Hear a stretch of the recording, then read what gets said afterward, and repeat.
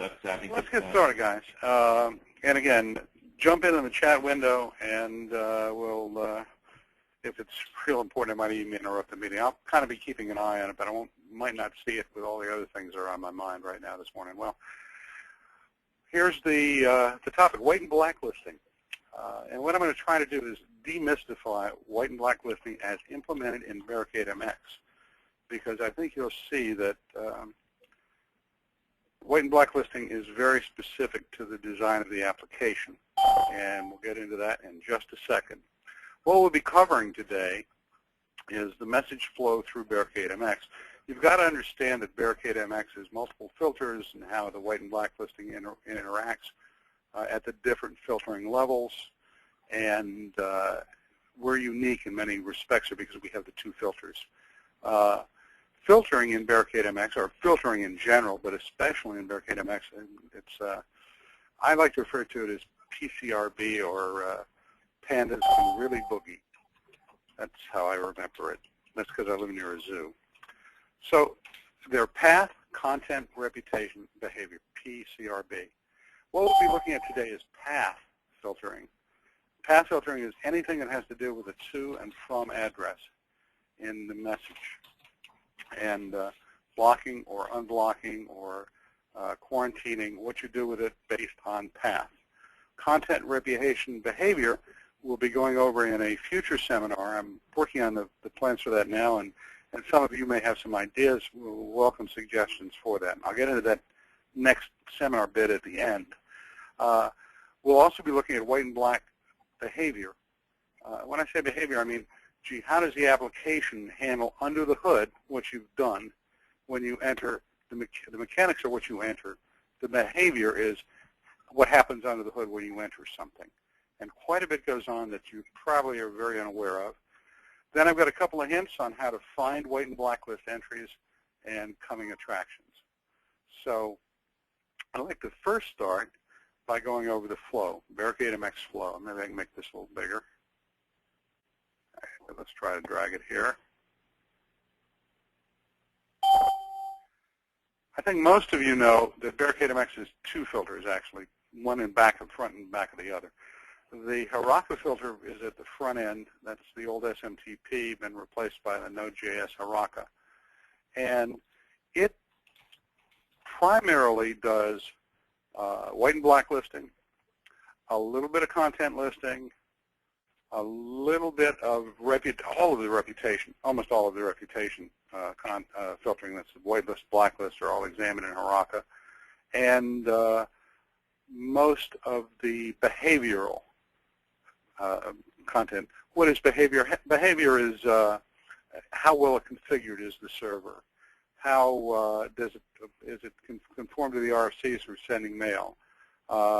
Is it hammering us with connections? Is it ignoring things we tell it to stop? It just keeps sending. It's blasting away at us. So those are handled in the Haraka level, and content is primarily done in Mailscanner. Get into that in a second. Why we do as much scanning as possible at the Haraka level? Because if Haraka detects a problem with a message, it rejects it. It rejects it with an NDR, a non-disclosure notice, and it goes right back within seconds to the original sender of the message, so they know the message didn't get through. If you accept a message and scan it in Mailscanner, you can't bounce the message. You'll be blacklisted for reflected spam attacks. So we try to do as much as we can in Haraka. Mailscanner, again, it does its own whitelisting, blacklisting, so it handles path. It does most of the content scanning, content being file name, file type, body of the message, words, and it can also take actions based on Haraka headers, which we'll hopefully have time to deal on a little later, because we can do lots of things we couldn't do with other scanning systems now that we have Haraka, which is easily changeable. So, and again, once it passes through all these things, it gets to the mail hub. So what do you whitelist and blacklist? Well, whitelisting and blacklisting, as we traditionally think about it, means if it comes from here and it's going to here by IP address or domain or mailbox, and we want to black or whitelist it, we do it in the mail scanner, and you'll see why in a second. So where is that? Let me go to, okay, here I'm logged in as the domain administrator on one of our scanning service bureaus. And if I go to lists, whitelists, global whitelist, this is where we do our whitelisting if you're a domain administrator. And why would I want to be a domain administrator to do whitelisting and blacklisting? Or why would I want to be what happens if I'm logged in as super admin? Why would I want to, what can I do as a domain admin, and what can I do as a local user? Okay, let's go back to the other slide, because I've handled entities and scope, and this is how I think about it. Whitelist and blacklisting. Well, what do you whitelist and blacklist? Well, you use entities. Okay, what are entities? Entity is a to or a from. I want to say it was an entry. It can be an IP address. It can be an address.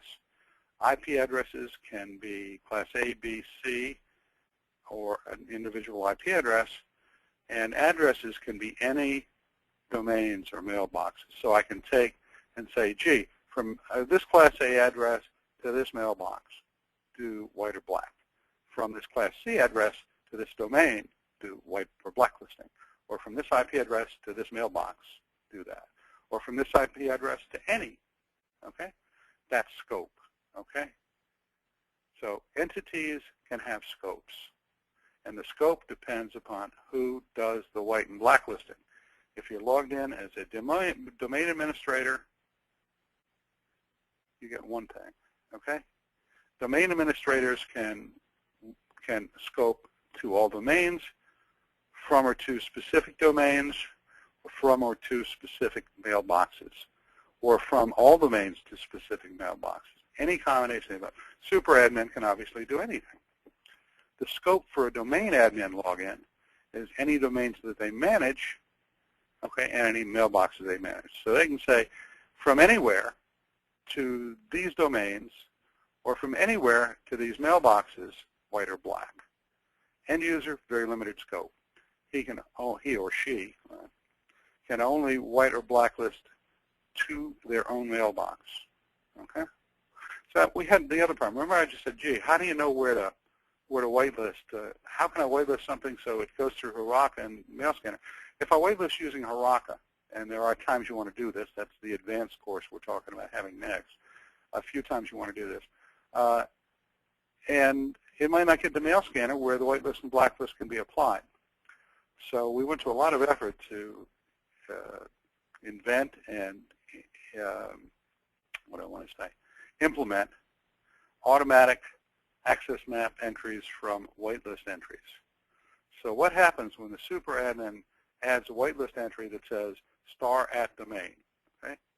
Now, one other thing we want to look at very briefly, the formats for whitelisting are different, and they're right here. They're shown right on the screen. User at domain, star at domain.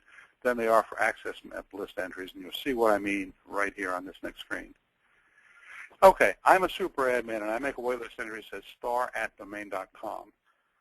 Right then, there'll be an access map entry made at the same time. This will be in the Mail Scanner white and blacklist. This entry will be entered into the access map from domain at com, domain name. Okay.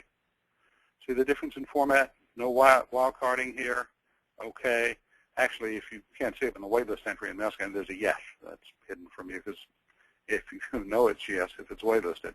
Super admin can whitelist a C, a B, or an A. Interesting thing here, in the Mail Scanner list entry, 192.168.1.12 dot. In the Haraka entry, there's no dot. It follows the SendMail access map format. Julian invented this. Eric Ullman invented this. That's why they're different.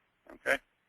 Super admin can also go in and whitelist to a specific mailbox. And there are ways to do this. I'll cover that when I get into how do we make these entries as the different users. That's coming up next. Domain admin, the example here is domain admin for abc.com. When they make an entry, domain.com. That entry is applied only to the domain or domains they manage. So the access map entry is from :domain.com, :to, abc.com. Okay. Again, this is automatic. It's made automatically. When you remove the white and black list entry, it's made automatic. It's removed automatically. So they're just, as you'll see later, I may open the hood a little bit. I don't want to scare you. But a little later, we'll look at, possibly look at some SQL entries if we have time. And I'll be available one-on-one to talk to the guys who really want to get into SQL a little later. So domain admin, they can do the same thing that the super admin can do, but it only affects their domains from steve@fsl.com to abc.com. And again, the end user can only do things that affect their individual mailbox. So everything an end user does is going to have a from or connect statement followed by an entity followed by to mailbox name. Okay.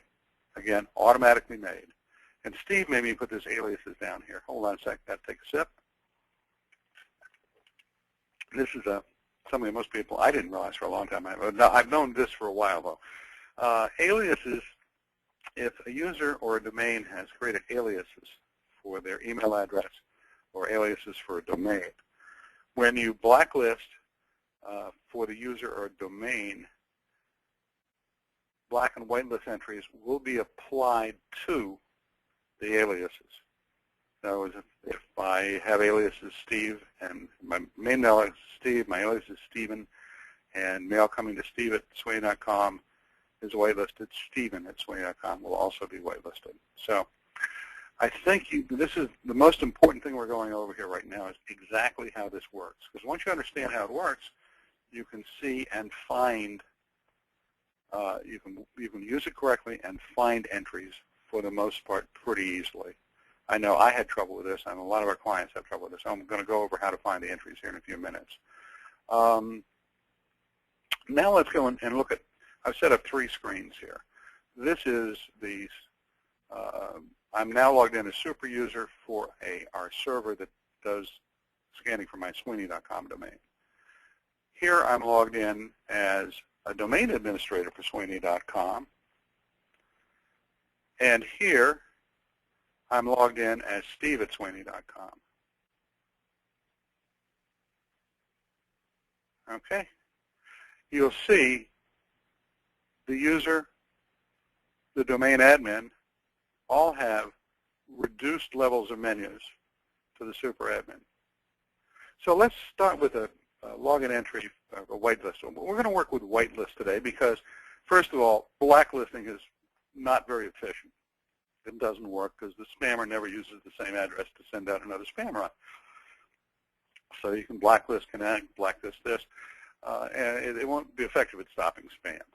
It is effective if you're getting a denial of service attack from a specific IP address or range of IP address, but that's an entry that should be made in the access map. So generally, blacklisting in the lists won't get you much traction.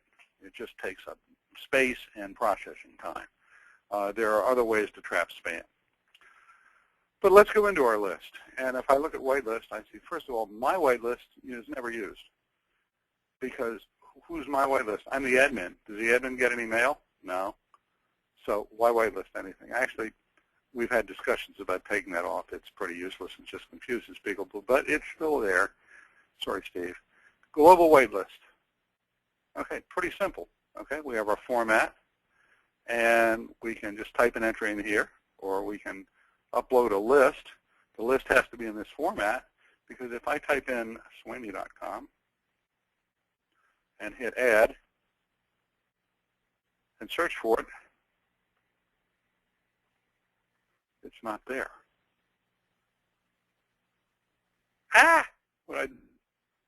Well, remember this? If you make an entry in a wrong format, it will be ignored. Actually, I want to put star@FSL. I'm in Sweeney.com, so star@abcd.com. Okay, add. Now if I search for it should show up. There it is. There's my entry. I can delete it, or I can look for it later. Okay?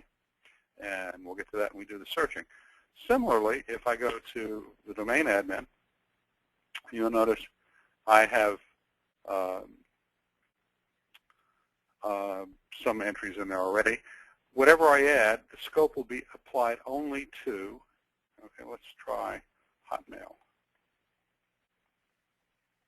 And, oh, I spelled it wrong, and I got to put *add, okay? Add. That's a horrible thing to do. And what I've just shown you is a mistake that a lot of domain admins and a lot of end users make. Jim at hotmail.com couldn't get send mail to me. Well, he was a spammer to begin with, so you probably didn't want it. But I just whitelisted all hotmail.com. Now, I'm going to get a ton of junk. And I'll show you how to find out when these mistakes are made towards the end in the hint section. But what I really should have done and is to Steve S. at Hotmail. Add that. Now, there it is. I can search, don't have to search for it, it's right there, and I can delete this. And I've just cut my spam by a factor of 200 to 300%. Okay? End user, even simpler. Well, I'm in my, oh, while we're here, if an end user is quarantine report and they click this is spam and submit it, it will be submitted as spam to our spam analysis center now. Okay? Just an aside. I've got to put a separate email out to everybody that's not here today on that one if they didn't know it. But I'm going to go to lists. White lists. Okay? You notice I didn't have another option, global or domain, in my white list because I only have one level. It's all my mailbox. So there's my Steve at hotmail.com. There's my Steve at yahoo.com. They're good entries, and I would accept them. Again, you can delete, add. Pretty simple. But remember, and this is the important part of today's meeting, preview. Well, every time we make an entry here, we get an access entry. Anytime we want to use an IP address or email addresses for white or black listing, we add them to the list in set up lists. Okay? Set up lists. Okay? Now, we want to find if somebody's in has a white or black list entry. So let's go to. I'm logged in now as an admin for super. I'm logged in as a super admin, so I can see any domain. So if you're looking for global whitelist or blacklist, ABC search.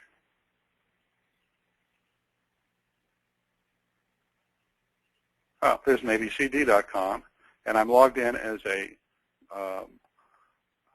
super admin, so that'll affect all domains, and it will have the corresponding entry from abc.com, OK, in the access map. Now let's look up easiest way to do this. I want to go to Set Up Domains. I want to see if a domain has a white or a black list entry. So I go to whitelist, and we'll go to UV Logistics, because they have a lot of entries I happen to know. White or black list entry. And I can see.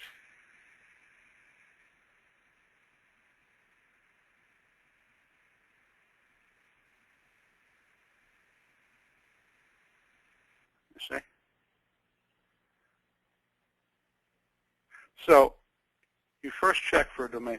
You'll use this most of the time when you're looking at a message to find out if it's something that is really, let's look at a message here, whitelisted with ippatrol.test.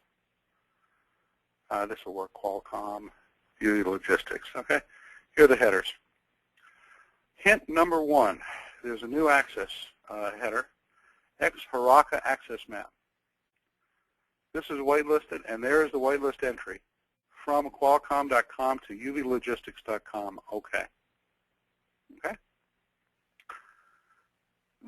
is the quickest way to find out if a message hit a access map entry. It's right in the headers, okay? But this is going back. UV logistics, where is it? Here we go. I wanted to check one other thing on this. UVlogistics.com.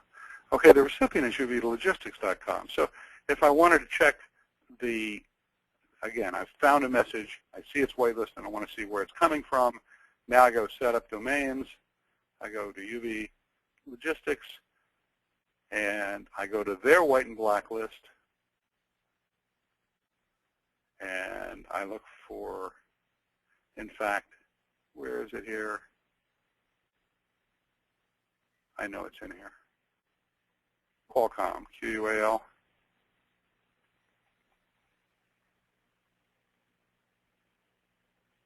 There it is. And that's where it is. So when you're looking to see if something's white or blacklisted, it can be one of two places. Now, we're going to be coming up with some utilities. I'm going to show them to you real briefly today. They're unsupported as of yet. If you don't know SQL, you don't want to go near these.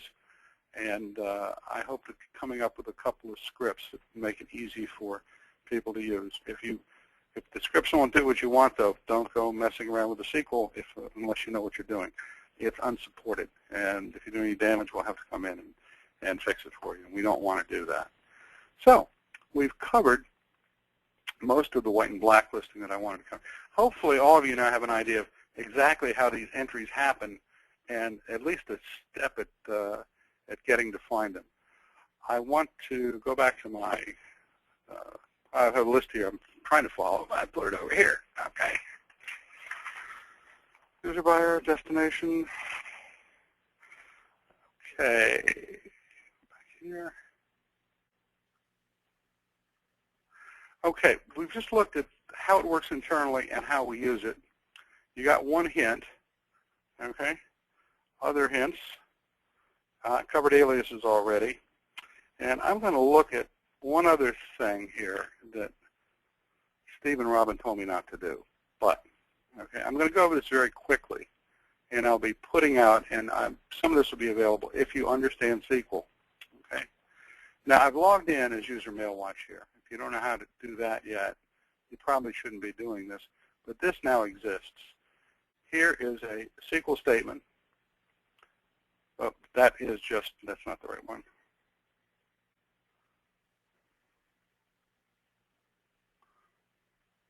That was how to find the SQL password. This is how to get into SQL. This will give you all of the white and black list entries. Okay? You'll notice a list, a reject or a relay is just a list entry. These are all lists. BarricadeMX, okay. It's just one big list, and depending what happens on that list. Now, you can also find all the keys and values for, like, copy,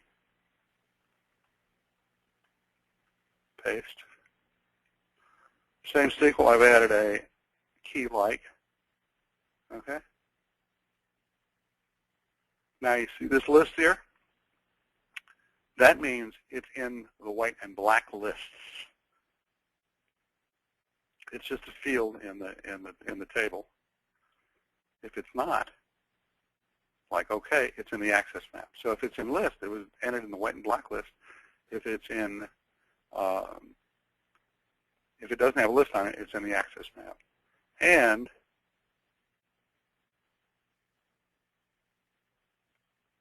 these are all the OK lists for FSL.com keys. And these are in the access map, and those are in the lists. So a lot of admins won't feel comfortable doing this. If you're comfortable with SQL, I'll be putting out some scripts. I'm not going to put out the SQL. If you're smart enough to go in and look at the scripts, then you can probably make up some of your own queries using these. This will give you a little head start. Sorry, Steve, but I think the guys that are on this list, and do we have any ladies? We don't. We were supposed to. I don't know where they are not here today. So that is pretty much the main part of the presentation today. I want to get into questions now. And I also want to just mention, again, this is the first time we've done this. So if it's a little choppy, I shouldn't tell you, but I also revised the whole presentation based on some ideas Steve gave me yesterday, last night, and which is one of the reasons I'm not quite as smooth as I normally am. But hopefully you got the idea. We are looking for suggestions for both seminars and topics, specific topics, and global specific whatever. And we're going to try to do one of these about once a month. It's a bit of effort to prepare. I'd like to do as many as I can. And each of these is being recorded, so as we build up a library of these, I'll be able to refer newer users to some of these, and I won't have to do it twice. One other announcement, I have new documentation that will be on the website as soon as I can give Robin the information. I have put all the documentation for BarricadeMX PLUS together into a single 79-page file, and it will be downloadable probably tomorrow. That will be going out to all users, that information in a little email. And based on this, I'm probably going to be redoing some of the documentation for white and black listing because it's not out of date, but it doesn't go into the depth that I think most people will want to know to use it correctly.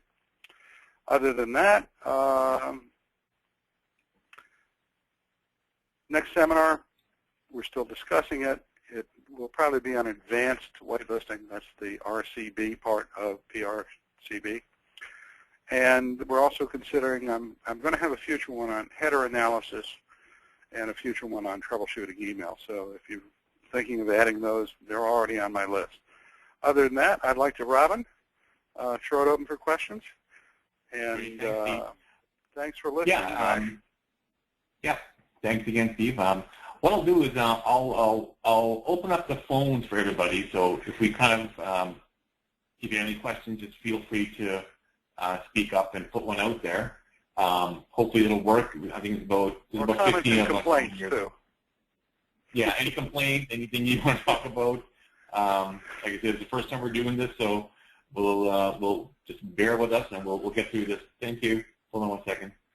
There we go. Everybody should be open. So who's got a question or comment? Did anybody learn anything new today? I believe I did. Good. Did you think it was useful? Very useful, actually. Something that I'll be able to integrate within my system here. Excellent. Good. I'm glad, because I did put a bit of effort into this. I think as you start getting into this and you see the handout sheet I pass out, there will be more questions. There's a lot of things I didn't cover today in terms of using the access map to blacklist for specific times you do want to do that, because you never wanted to get through to Mail Scanner. Basically, can I access it should I blacklist in the access map? And the answer is, do I ever want Mail Scanner to see this message? And if the answer is no, then you can see, well, it would be easier and better to blacklist it just in the access map and quicker. Okay? It doesn't have to get through to Mail Scanner. But if you do it right in the list, it never would anyway. Okay? Remember the PW domain I had everybody blacklist a while back? I have yet to see any real mail from that domain. But that could have been done in a list. Just super admin could go on in and said blacklist start at .pw. That's all it would have taken. Actually, you do the dot. Star.pw.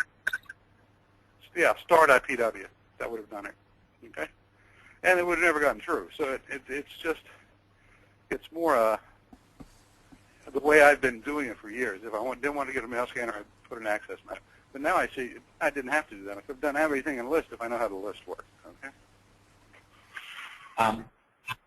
If anybody's got any suggestions also how you can see the workflow being easier or more communicative, that would be great too.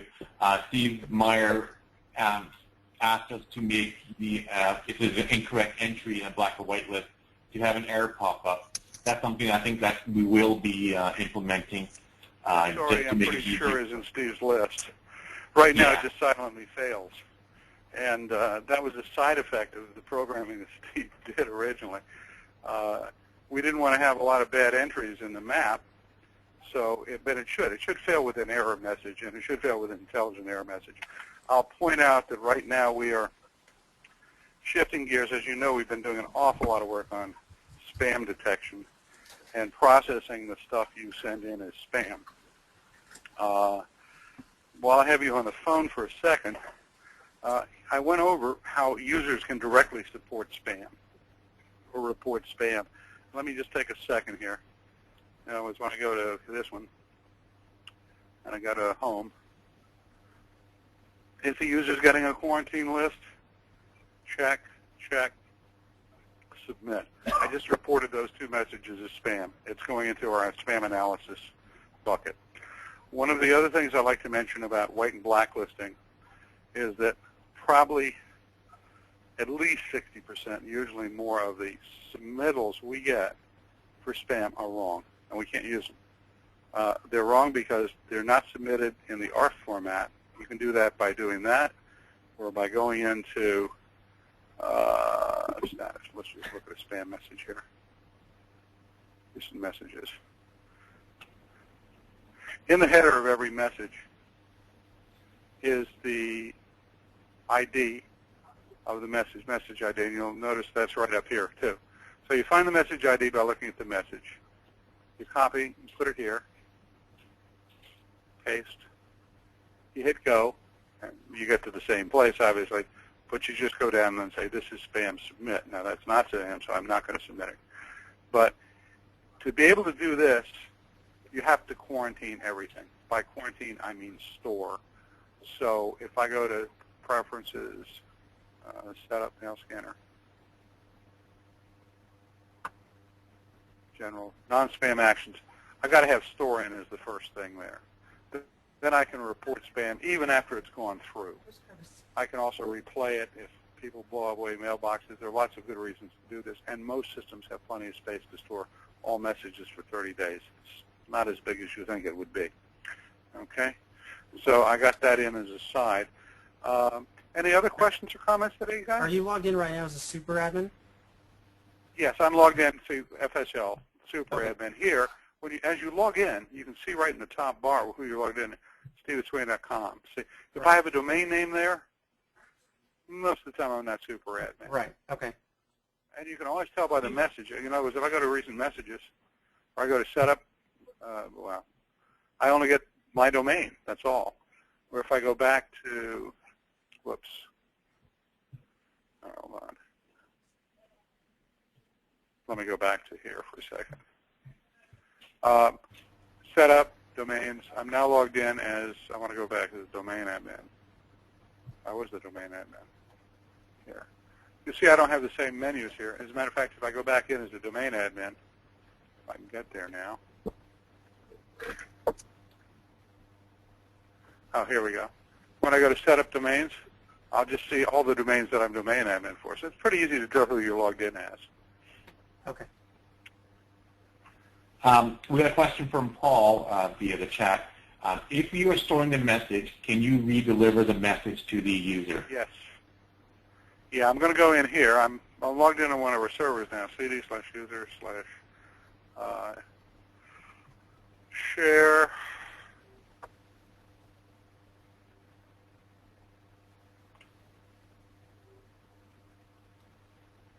This script only exists in scripts on the master, but it has to be run on any machine that stores messages. Okay, and the script is massresend.pl. So if I run /massresend.pl, it will show me the usage. Now, we went round in circles trying to release mail on the site the other day. And we were trying to run the script on the master, but the master was a scanning-only master. There was no mail quarantine there. We couldn't figure out why it wasn't releasing anything. Okay? It also releases aliased messages, and that caused some other problems. Why isn't the total right? When I do an SQL look, it only finds these. When I do a release, it does these. So you can release, by running this program on any machine that has mail for the domain stored. You can select the from date, the to date, to a user or a domain, or from a user from a domain, override, include spam, dry run, verbose, and debug, and it works. So any mail that's stored, say a domain lost all their mail for the last 30 days, you just go and run bash resend domain.com, include spam, bingo, and it will release it to the users. If you have to release mail, we had another situation, only certain users had lost mail. It was simple to write a wrapper script that just had for each username or mailbox in list, do, and run the command with the right parameters, and then go to the next user, and then go to the next user, worked fine. Okay? Other questions? Oh, Paul, can we use the individual message ID to release the mail? Can you? Yes, absolutely. In other words, if I had quarantined something, let me go back to be logged in here. Let's go to our messages here, status, recent messages. Since I'm storing everything, here's one. This is a virus, so I can't release that. But if I had a spam, well, let's pretend here. Let's pretend this spam was stored. Spam, yes, score 48.5. Yeah, it's stored. It didn't go there. 48.5. I'd like to know what the highest actual spam score ever was. It's hard to tell because some things automatically score 100, depending on the system. But it's in quarantine, okay? So this is spam. I can send it. But since it's in quarantine, I can release it. If it's not quarantined, I can't release it, obviously. I can report it as spam, or I can release the message to the original user or to a custom recipient, stevensweeney.com. I won't get it because it's going to be blocked by my mail. I'm not going to let it into my site. So releasing spam, you have to be careful who you're sending it to. That's why we always ask you to send problems and questions and tickets, support requests to FSL.com, because we don't scan for bad URLs or anything. I have to manually delete a lot of spam from that mailbox, but we can get the messages. If you send it to me, I'm going to never get it. Okay? Plus, I read that mailbox a lot more than I read my personal mail. So, but yeah, this is how you can release it. This is how you can spend it to spam. You can also whitelist and report it as ham. Okay? You can blacklist the sender right from here. This is not spam, actually. Learns the message as ham and release the message. So as long as you got the message ID and as long as you're storing messages, you can do almost anything you want. That is our recommended configuration now. Okay? Next. Everybody's so quiet. You're never this quiet. Maybe I've just covered everything that everybody knows everything else. It doesn't matter. Paul, if we've just opened up a dialogue Paul, did we cover your question okay? Did we answer it all right, or do you want to? Yeah, okay, perfect. Anybody else? Brad, Colin, Guy? Brad, I've never heard you this quiet before. Maybe I was just heckling these days. Okay. Were you surprised by some of the things I said today about auto entries and the access maps?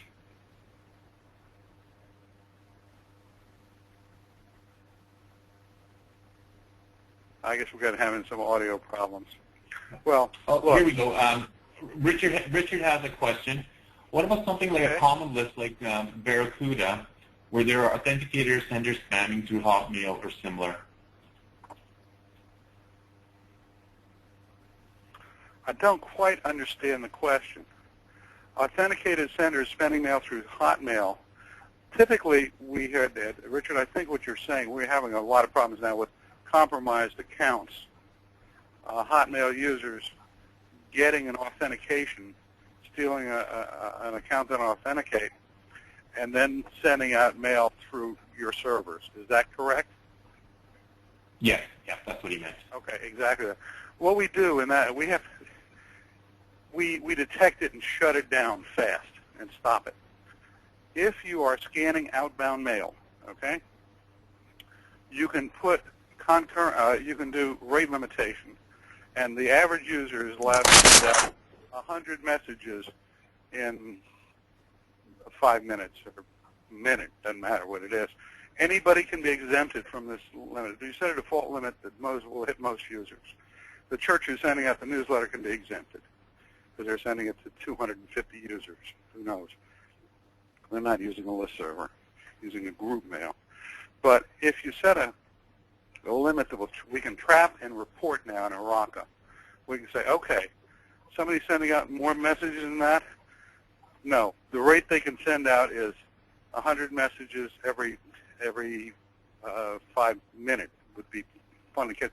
These people send out 60,000 messages in an hour. Okay, so the limit can be fairly high, and you'll still catch them.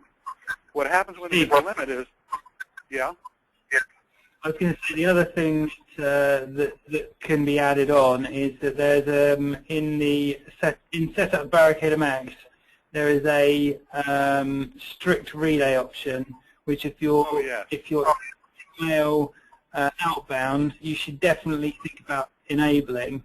And what that basically does is prevent any of your users from relaying mail through your systems that you don't scan mail for. So if, for example, if for example someone tries to send mail with an envelope sender of hotmail.com, then it's instantly rejected with a relaying denied, because that you're not going to be relaying that inbound. And as following on from what Steve's saying with the rate limiting, you can also, with Barrica, there's a new function. It's not on the web interface yet, but we have several sites using it. It's very simple to set up, but there is now an alerts option. And Steve, you're chopping up a lot. Can I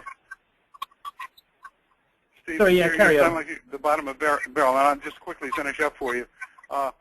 If you set these limits and somebody exceeds them, you can be alerted. It's real simple to set up. Send a ticket, and I'll send it in, and I'll probably cover it in a future to all hands email. But it will limit. It will. But what happens is there are two things that remain to be said about this. The user sends out 100 messages, and they won't be able to send out any more messages until their time limit's up, and then they'll be allowed to send another block, and you'll be alerted. Now, what Steve said is where they forge the from address and send it out to you to be hotmail.com, coming from hotmail.com from your server. Strictly relay should always be enabled on your servers. If somebody hits that rule, they're doing things they shouldn't be allowed to by they're sending out mail for their company from their Hotmail account and forging the return address. What it will catch is if the person's whose account is compromised, the spammer sending out mail in their name, which often happens too. Sometimes the mail will pretend to come from another domain or from Hotmail. Sometimes it will come from the compromised user's account.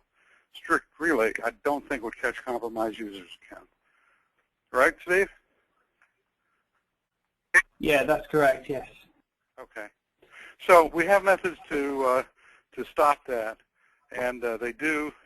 That is an access map entry, and if you'll open a support ticket on that, I'll get in touch with you and help you configure that. Okay, Richard? Anybody else? Yes, there's another question came in from Steve Meyer. Is there a way to compare the email domain location of the sending server? For example, on the screen, that message shows that the message came from China, but the email is from a .tr Turkey domain. Is there a way to compare that and add that to a spam test? Yes. Okay. Barrica, GOP-IP received. Okay. Came from China. China through, so where's CN? Or what's CH? Czechoslovakia and then China? I have to look those up. But you have this header. Pardon? Well, CH is Switzerland. CH is Switzerland? Okay, and then, but we have written spam assassin rules that score messages based on the ex-Barrica GOIP received header, custom spam assassin rules. That's what I meant when I said we can add things into, Barrica can find things on messages, add it into the header, so they're going to be later be used by mail scanner or spam assassin or any other processes yet to be determined or invented by man to score the message in mail scanner.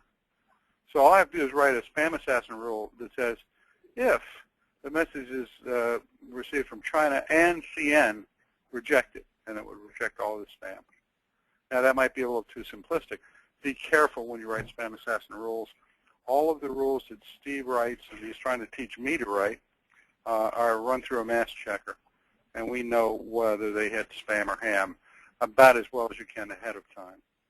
So the new rules we're pushing out, and I should point out that we are analyzing the rules. This is what I was starting to say before when we started getting questions in. The spam you submit comes in. A lot of it's not very useful. It's reported, although it's marked as spam in the header. If a message says spam in the subject line, it's been detected. What you do with it, whether you deliver it or whether you filter it at the end user level, is up to you. But we detect it. There's no point in writing another rule. That might have been detected as low-scoring spam, and you want us to raise a score on it, make it high-scoring spam, but it was detected. 2, it's not in the right format. If somebody forwards a message to spam sample at FSL.com, a normal user or you or somebody from the inbox, all the information, the headers especially, that we need to analyze will be gone. And 3, it wasn't spammed again with somebody should have unsubscribed. We get requests to blacklist. Microsoft sent me spam. Well, they didn't. You're on a list that you, with Microsoft, you probably sign up for something and they have the right to spam you. Microsoft, I think, does send that spam, but technically it's not spam. We can't write a rule that blocks all mail or calls all mail from Microsoft spam. I mean, you know, the guys, the Microsoft Goon Squad will be knocking at my door, and I don't want that to happen. So those 3 things, most of the submissions. Now, we are getting a lot of stuff in, and we're doing a lot of work, and Steve's bleary-eyed from creating rules to catch some of this.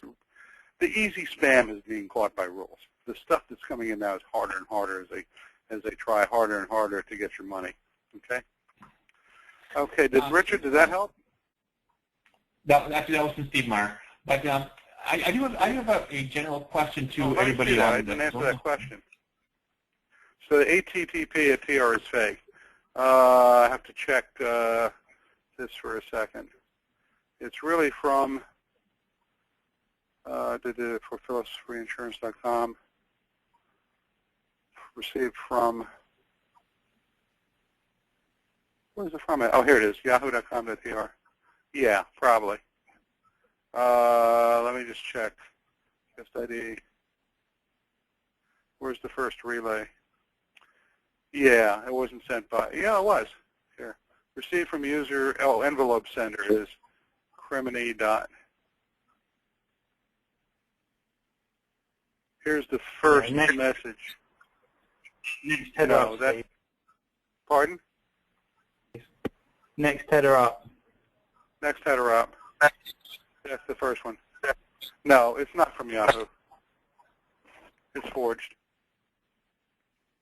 Because it's really from hesnet.com.cn, and that ties in with a CN down here. Say CN and then Switzerland. Okay? I was going to ask a general question to everybody that's joined us today. Have you guys noticed a reduction in spam lately in the last month or so, as we've been increasing our spam rules? Okay, I see Steve Meyer. Well, I can tell you there has been a massive increase in spam. So if you're seeing the same level, we're catching a lot more. 50%, actually it's over 50% since the first of the year increase in the total volume of spam on the internet. Okay. So if you're catching 1%, you're going to see 50% more spam getting through. It's that simple. One of the reasons we've been working on it. But any reports, any comments or questions, we do investigate. I mean, I don't see anybody on here that's been having trouble. We have a couple of users that, some of their users have been bad boys on the internet and gotten on a lot of really tough lists. I mean, I got some that must be on every spam list out there. So we do get a lot of material to work with from people who are getting spam. But we are catching, I think, I personally am seeing a lot less in my own accounts, and I get a lot of spam. Okay? Well, if there are no more questions, I'd like to thank you all for had a comment. I'll read it out to you. Where I was going with the query is the ability for Barricade to learn from individuals to help all the users of Barricade. This is the premise that Barricade operates on. I guess that you're working on this by the addition of the radio button. This is spam. but as you pointed out, only works if you store all mail. Yes. Who is that from? That's from Richard Hector. Oh, okay. Richard, we are, and I can't talk about in great detail about some of the things we're doing. Steve Freegard is he hates spam, and he loves to come up with new ideas to stop it. And he has a couple that will allow us as a community of BarricadeMX users to assist one another with trapping the bad guys. And some are pretty ingenious. I hope to have Steve working on some of these ideas in the near time. When that is, I can't say. But typically when he gets really depressed about a problem he can't solve, he'll go off and do something he likes to do. So it might not be too long. But we are working on techniques that will allow us to do that, share from the community and give back to the community. And it's a good idea, so we definitely agree with your suggestion. Paul C., we just got our system ready. Oh, great. Okay. And Paul C., we're going to be live as soon as we can, buddy. Okay? And get you up and on it. Paul's been using BarricadeMX and Mail Scanner for a long time. We've just switched him over to BarricadeMX PLUS, and I can hardly wait to get him live. What can I say? Anything else before I sign off? We're going to have another. Robin, when is the next repeat of this seminar? I hope to have this. You mean the next seminar, or when it's going live on the YouTube channel? This is the repeat of this one. We had too many people for this seminar. Oh, no, we fit everybody in. Oh, okay. Well, I'm probably going to repeat this again next week for the people that signed up and couldn't make it, if we have enough demand. If not, we'll have it for replay. I want to thank everybody for coming. It was a lot of work to put this together, but I can see just from the quality of your answers and the general tenor, I think it was definitely worthwhile. We're going to keep doing more and more of these. So, again, any questions? You know where support at FSL.com is, and you know how long it takes us to answer, so send them in. I'll try to jump on them and get to them as soon as we can. Okay? Thanks all. Thanks, Pete. I just want to thank everybody for joining us today. Thank you for taking time out of your busy schedules. Again, I'll be contacting you all just to follow up, see how we did and how we can improve our webinars and how we can improve our products. Again, thank you. Everybody have a good day, and we'll be in touch soon. All right. Thank you. Bye-bye now. Okay. Thank you. Bye-bye all. Bye.